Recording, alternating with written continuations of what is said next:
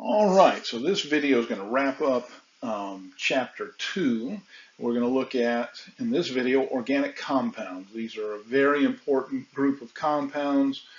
They are basically the building blocks of life. They are very large molecules, and we will look at them now. So going back to what we looked at the last video, that they're basically molecules will get divided up into two camps. Organic versus inorganic. Last video we talked about the inorganic molecules. Inorganic molecules were small. They generally are ions, but anyway, we got the three, these, and the ions are the inorganic salts that we talked about. But they were basically water, oxygen, carbon dioxide, and then these inorganic salts.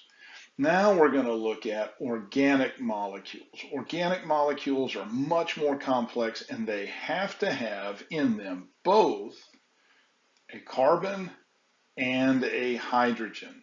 That is why carbon dioxide is not an organic compound, because it doesn't have the hydrogen. So for whatever reason, when carbon and hydrogen start binding, they end up making these really, really massive molecules. And so these are the ones we're going to look at. And there are four types: carbohydrates, proteins, lipids, and nucleic acids.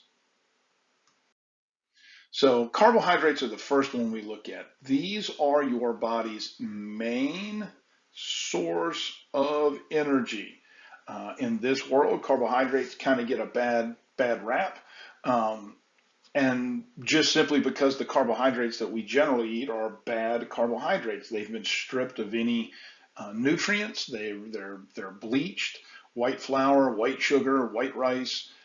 They've been all of the nutrients and all the vitamins in them have been taken out, and they end up being where they're not healthy for us. But carbohydrates are what our body is designed to burn. Now, we can burn lipids, fats, which we'll look at. We can actually burn protein, which ends up being a problem in a lot of ways. And then if it is at a last case scenario, we can burn nucleic acids, but that's pretty much you're on the way out at that point. But carbohydrates are the main source of cellular energy. They actually supply materials to build cell structures. They are water soluble, so just as a little hint, that means that they are a polar covalent bond. That means that there are some charges in there, and water can start pulling them apart.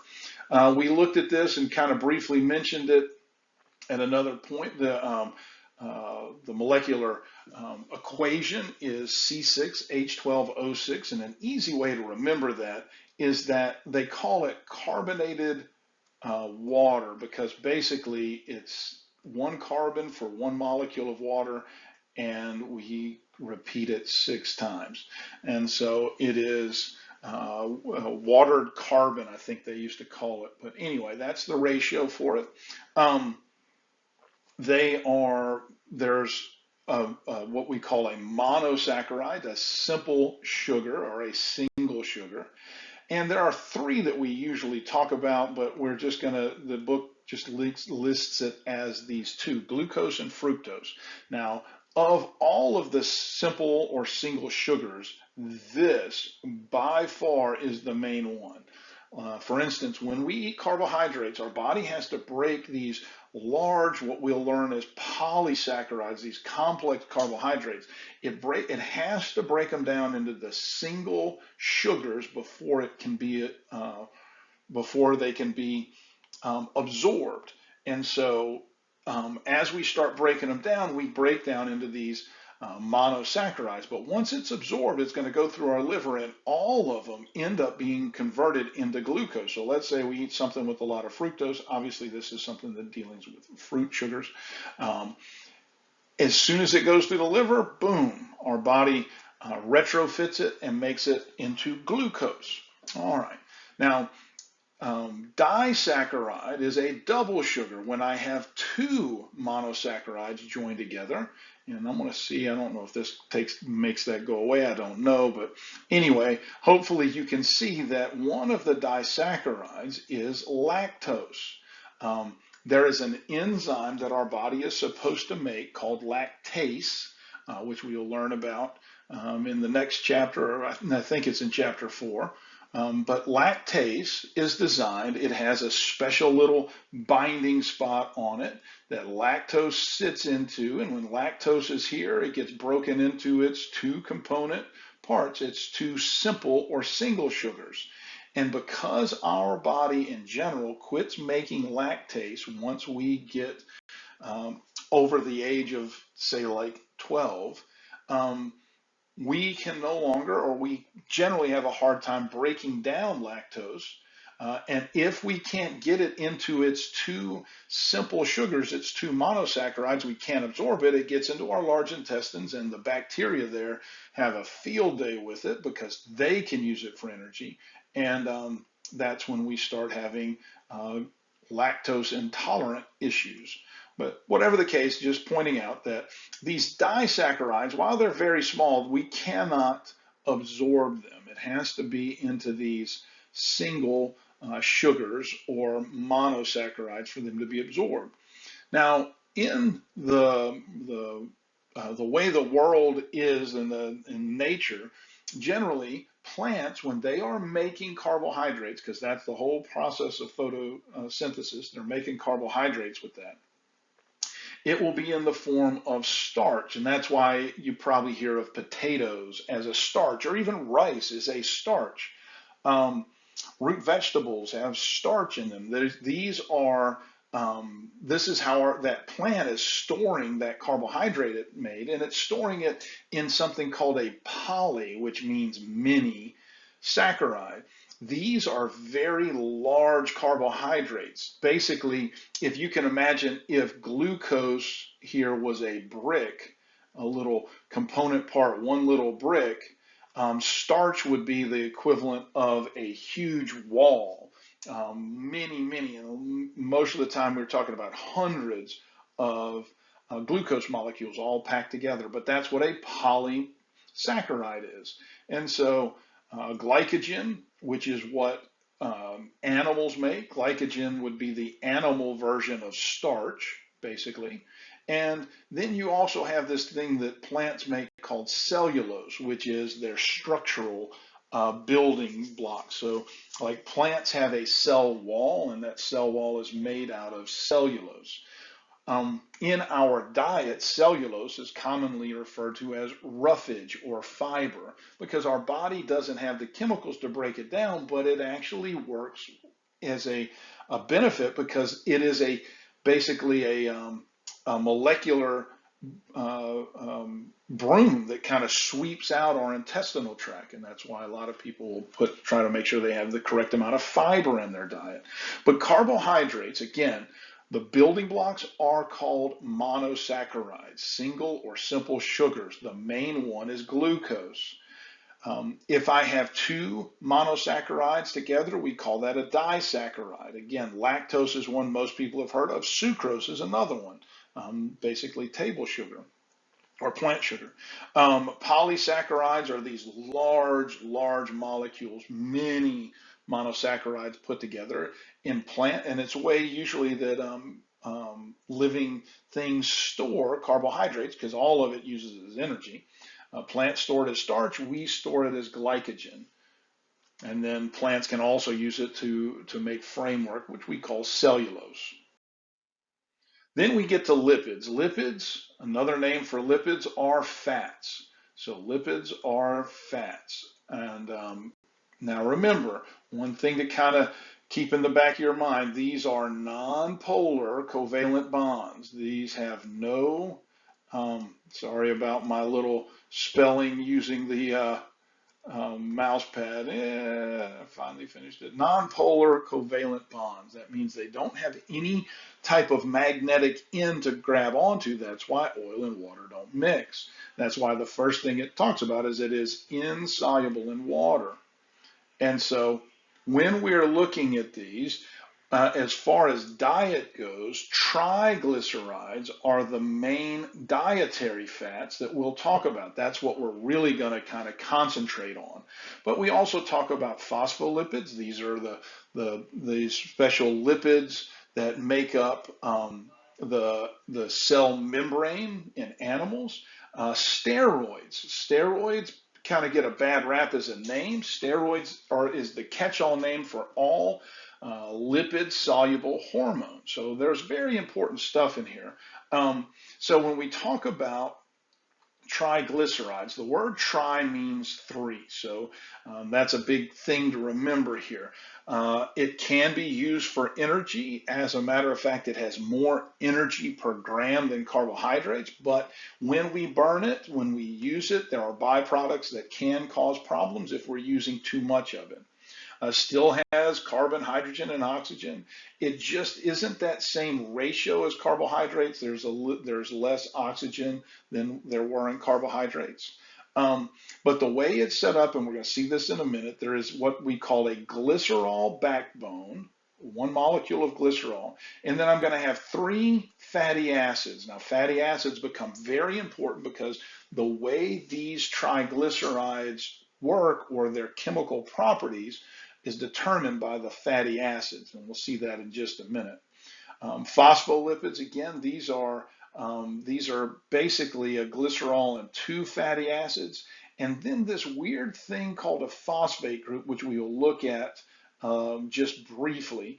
But they give these phospholipids a really interesting property because one side is going to be water soluble. That means it's polarized. And then off of it, I've got these two fatty acids that are non-polar, which means they don't like water. And so we say we have one side that's hydrophilic, water loving, and one side that's hydrophobic, water hating. And we'll see how that helps guard the difference between the inside and the outside of the cell.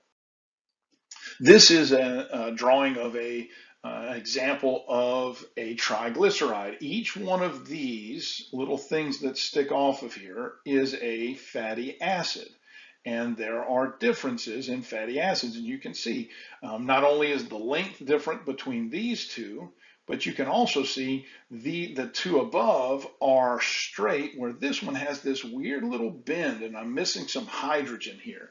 So we're going to talk about what that means in just a second, but this is a triglyceride. Now you see how many, if this is a lipid in general, right, you see how many carbons are here. Now let's just say one fatty acid here, this one here. So we got 1, 2, 3, 4, 5, 6, 7, 8, 9, 10, 11, 12, 13, 14, 15, 16 different carbons on here.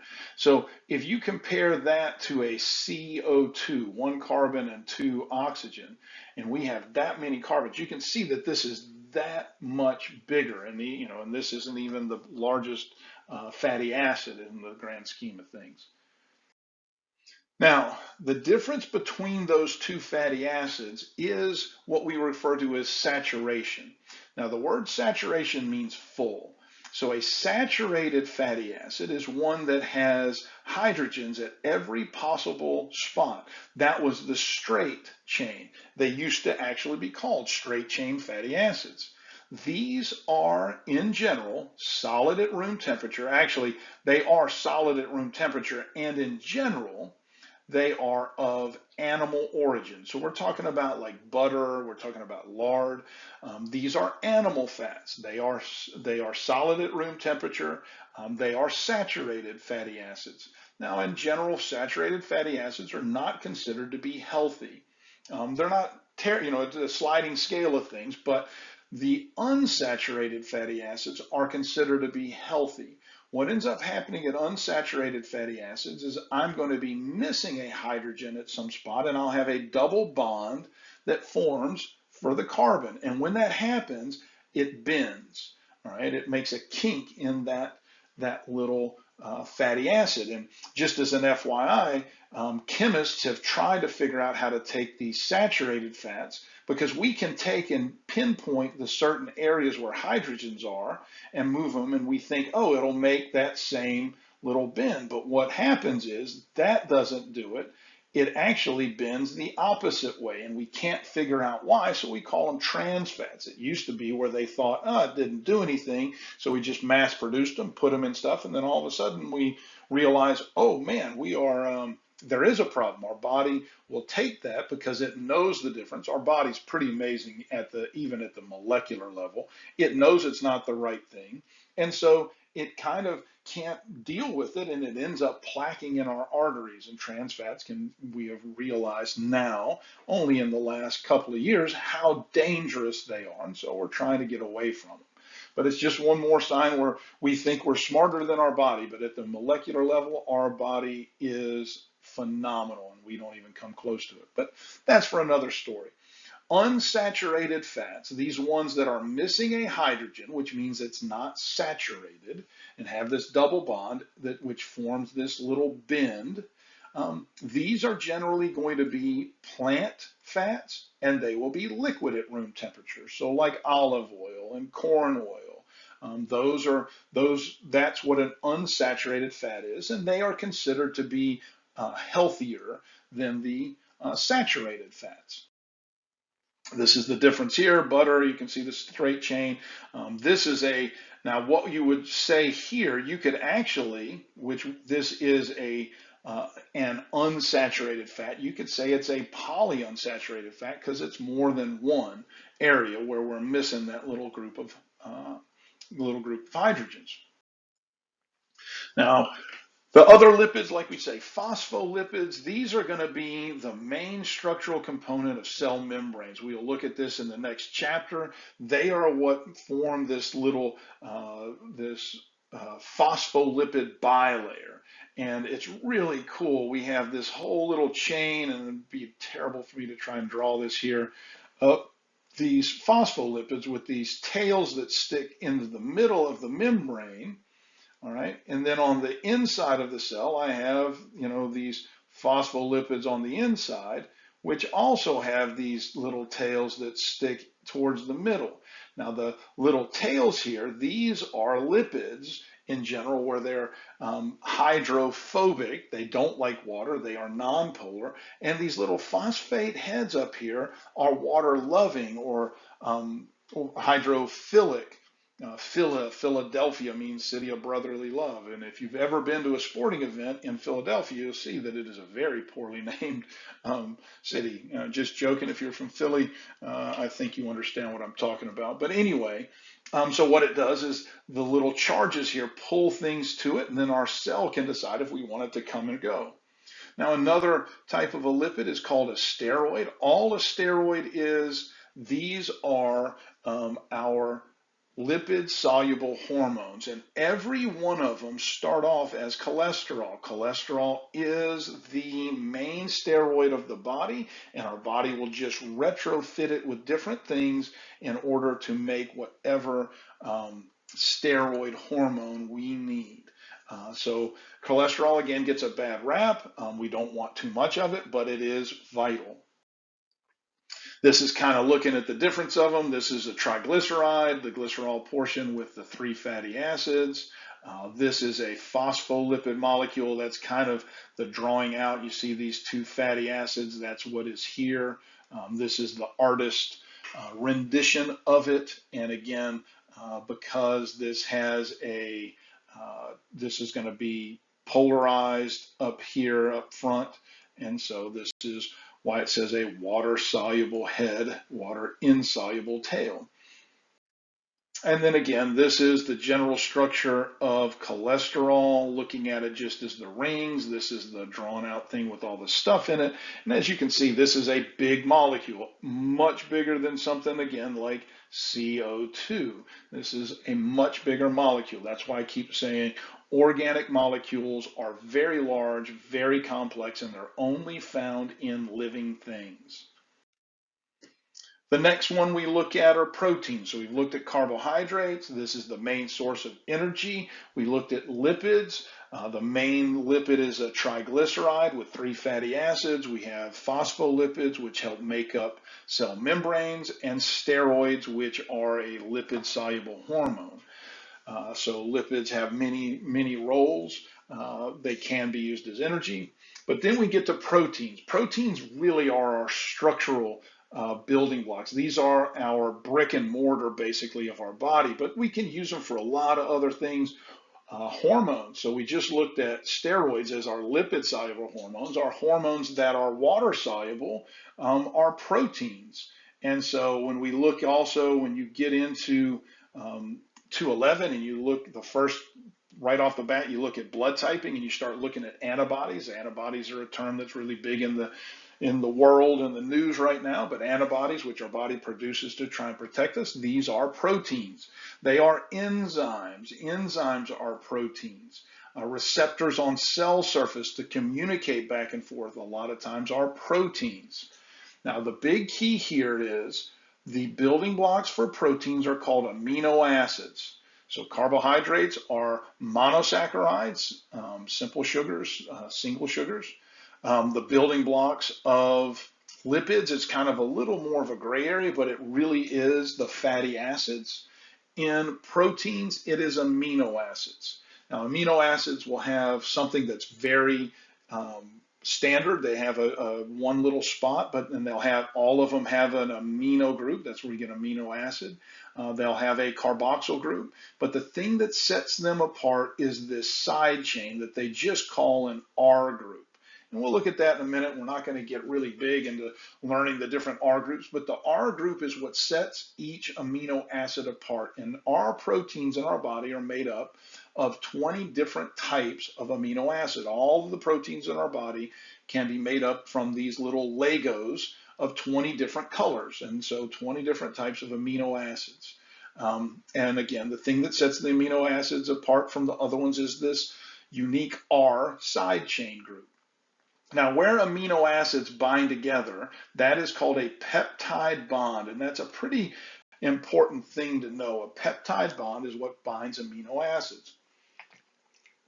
And so the amine group from one amino acid to the carboxyl of another, you don't have to understand that, but I want you to know that when amino acids bind with other amino acids, we call that a peptide bond. So this is some general pictures of it. All this is saying, you see, this is the normal group. You see the amino group, the NH2. We actually have this group, the carboxyl group, but it is all about this side chain that makes them unique. Some of them have special things, like this has sulfur in it. This one, the phenylalanine, is a very complicated side group. Again, not worried about knowing about the side groups or what sets them apart. I just want you to know that the side group, this R group, is the thing that makes each amino acid different.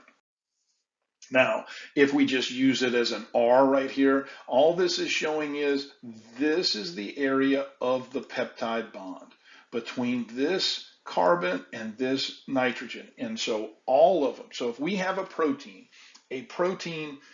in general is going to have hundreds upon hundreds of amino acids grouped together, sometimes even in the thousands. And they're linked end to end, and it's always at this area, and it is called a peptide bond. That's what binds them together. So proteins end up having this structure that's really important. Now, I want you to imagine if I'm looking into a microscope and I'm looking down at it, I usually start, again, you've got to start at the scanning objective, the least power. And as I focus it and I want to get a closer look, I rotate the objective lens and I go from the scanning to the low power. I focus it again, this time again, remember, only using the fine adjustment knob. But basically, I want you to think in the microscope, I look at the least enlarged and focus in. In this, what I'm looking at is the most in-depth, and I'm pulling back out. So the primary structure, so there's 4 levels. The primary structure is when we look at the individual amino acid sequence. So like just a minute ago when we were looking at the peptide bond, that's looking at the primary structure of a protein. Now what happens is as this protein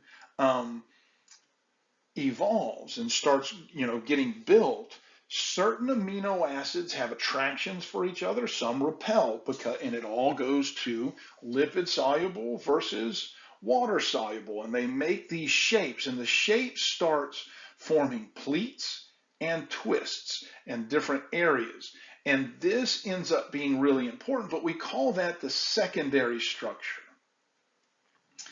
Then if I step back a little bit farther, instead of seeing just one or two amino acids and then how they kind of twist around each other, now I step back and the tertiary has the entire protein, and I can see how it's folded and twisted and turning around. Now, in most of these proteins, there's going to be a part of this third dimension, this three-dimensional shape that we call the tertiary structure, that is going to be a binding part to bind with another protein. And so when we see how one protein binds with another, we call that the quaternary structure, the fourth. It's when two or more polypeptide chains are connected and become one protein. They bind together. So the way that I like to explain this when I'm in class is the primary structure would be like looking at a wall and seeing each individual brick. And like, let's say I'm looking right at the corner and I see where the bricks come together and I see that, okay, they're bound there. So I'm looking right into the bricks. If I step back and then I can see the room, that would be kind of the equivalent of the secondary structure. And so like if I'm at school, I'm seeing the room, the secondary structure. If I could take a little helicopter then and get above the building and look down, I'd not only see my room, but I'd see how the other rooms are there with it. And so the entire building would be like the tertiary structure. And then if I was able to get a little higher, I would see how our little building sits in with a bunch of other little buildings to make the campus, and that would be kind of the quaternary. And I hope that kind of makes sense. It's a tough thing to kind of imagine, I think. But once you get it, it's pretty easy to see. But instead of looking at a microscope, looking at it pretty broad and then focusing in, I'm looking focused in and backing back out. So now the big part that we talked about pH a couple of videos ago, pH has to be in a certain set range because if it gets out of that range, it can denature the protein. And what that means is it affects the shape. It affects this tertiary shape, and it affects the secondary shape, which in turn affects the tertiary shape. And it makes it unusable. It destroys it. And so you imagine this molecule of hundreds of amino acids together, and it has this unique shape, and our body recognizes it. If it messes up just a little bit, our body knows it can't be used and it doesn't work anymore. And this can be deadly. All right. Now, the things that can cause denaturation, heat and radiation and chemicals, those are things that we can, kind of control and try to stay out of it. I mean, radiation, this is what happens with some kinds of cancers like skin cancer. Solar radiation gets in, causes a mutation because it denatures the proteins. Heat, chemicals can do it, but the big one that our body is always fighting is these pH changes, and that's the one we cannot control. It is always a battle. Now, denaturing can sometimes be reversible, but usually it is irreversible. And in the case of enzymes, this denaturing stops its function and it stops the chemical process, which in turn leads to disease and, if not corrected, to death. This is a picture showing how they are. This would be the primary if I'm looking at the individual thing and then see how they twist and turn. The secondary, then I look at the entire protein, that's the tertiary, and then how it fits with others, that's the quaternary. Then finally, nucleic acids. Now, if you've ever heard of DNA, hopefully everybody has, or RNA, that NA in the end of those two little acronyms, that represents nucleic acids. All right, so DNA is deoxyribonucleic acid, which tells you it's a nucleic acid. RNA is ribonucleic acid.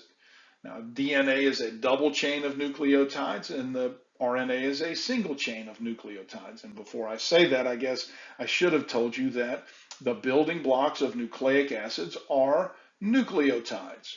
And that's every one of these four organic compounds, I want you to know the building blocks of them. So nucleotides are the building blocks of nucleic acids. Now, they are very important, obviously. DNA is this just miraculous molecule that holds all the information of you and how to run you, how to build you, how to repair you in it. And RNA is the special molecule that goes back and forth between the recipe book, which is DNA, to the ribosome, which is the kitchen to make these things. And it's really amazing. Now this looks like the structure it's talking about. You've got how the nucleotide is made based, and it's got the sugar, the phosphate group, and the base. Not a big deal at this point right now. This is showing how they group together. We'll look at how these bases in DNA, we've got adenine, thymine, cytosine, and guanine. In RNA, there is a difference. In RNA, there is no thymine. It is called uracil, but we'll get into that a little later on. But that's how they bind. And if you'll notice, again, like I mentioned, these little dotted lines, when you see them anywhere, what they are trying to tell you is these are hydrogen bonds. And because they're hydrogen bonds, they're easy to pull apart and then put together. So they're just strong enough to give it enough structure, but weak enough that I can manipulate it. So DNA and RNA, again, we're going to look at these in one of the next chapters. DNA is what stores the genetic code, all of the information. And remember, when the egg and the sperm get together, that unique strand of DNA that's formed, because half of the genetic material comes from the father and the sperm, and the other half comes from the mother and the ovum, the oocyte, or the egg. When they get together, the DNA combines to form a full strand of DNA, and that is a unique life form. There's never been another DNA strand like it in the world. It is unique, and that is that person, and they start growing. But the cool thing is, in that first cell, all the information that builds you, how to build your eye, where to put it. When we look at the bones, every little bump on the bone, every nook and cranny, every hole, every process that comes off is programmed from that DNA, how to build it, and if it breaks, how to repair it. Everything, muscles, where they are, all kinds, everything is programmed in that one strand of DNA. So it is mind-blowing how amazing that one molecule is. Now, the RNA, like we say, interacts with the DNA to conduct what we call protein synthesis, because most of the codes that we know about in DNA are recipes to make proteins, mainly enzymes. And again, RNA is got a sugar called ribose. DNA has a sugar called deoxyribose. That's why it's DNA and RNA, deoxyribonucleic acids versus ribonucleic acids. DNA is a double helix, where RNA is a single strand. Both of them are composed of nucleotides. And so that's a kind of an overview of the organic compounds. Again, these are very important when we get into 211, because, like for instance, the digestive system, for sure, you got to understand how the digestive system is going to take these complex carbohydrates, let's say, and start putting in enzymes that start break them down into the disaccharides and finally into the simple sugars. And if something goes wrong, like not having lactase, I can't break the lactose down into the two simple sugars. I can't absorb it, and it causes problems. But how our body breaks all of these down. So you need to know carbohydrates. The building blocks are monosaccharides, and the main one is glucose. In lipids, the main dietary lipid is a triglyceride, and so the fatty acids are the things we have to break it down to. Proteins, the building blocks are amino acids. There's 20 amino acids, and then in the organic, or the nucleic acids, excuse me, the building blocks are nucleotides, and the two main nucleic acids are DNA and RNA. So I hope that all went well. That concludes our videos for chapter 2, and I hope everybody has a great day.